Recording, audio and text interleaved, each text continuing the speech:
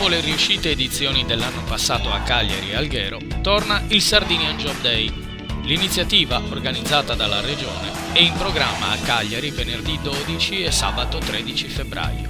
Saranno 2 dense giornate dedicate in questa edizione al lavoro nel settore turistico, ricche di convegni, seminari e laboratori, eventi e dimostrazioni con esperti, addetti ai lavori, operatori e rappresentanti istituzionali come il Ministro del Lavoro Giuliano Poletti e il Sottosegretario alla Presidenza del Consiglio Luca Lotti.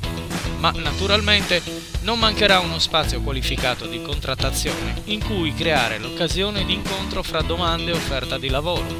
Al Sardinian Job Day 2016 si terranno veri e propri colloqui di selezione sulla base delle richieste pubblicate dalle aziende che si possono consultare e alle quali ci si può candidare online sul sito www.sardinianjobday.it.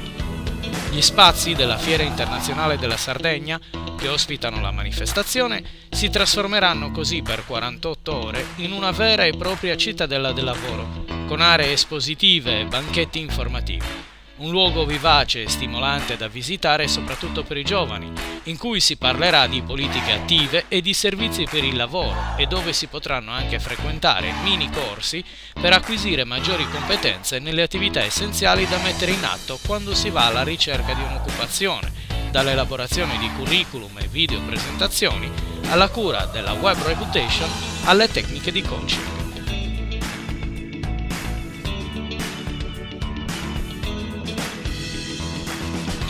Sono già oltre 500, tra offerte di lavoro e tirocini, le posizioni aperte dallo scorso dicembre da parte di aziende operanti nel settore turistico, alcune delle quali di peso internazionale, su cui saranno effettuati nella 2 giorni del Sardinian Job Day i colloqui con i candidati preselezionati online.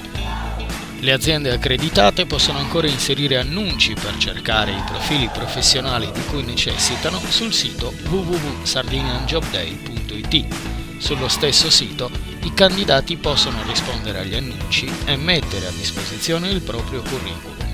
Saranno preselezionati a cura dei CSL e degli operatori dell'Agenzia regionale per il lavoro i profili più allineati alle competenze richieste, che saranno invitati a sostenere un colloquio in presenza durante il Sardinian Job Day.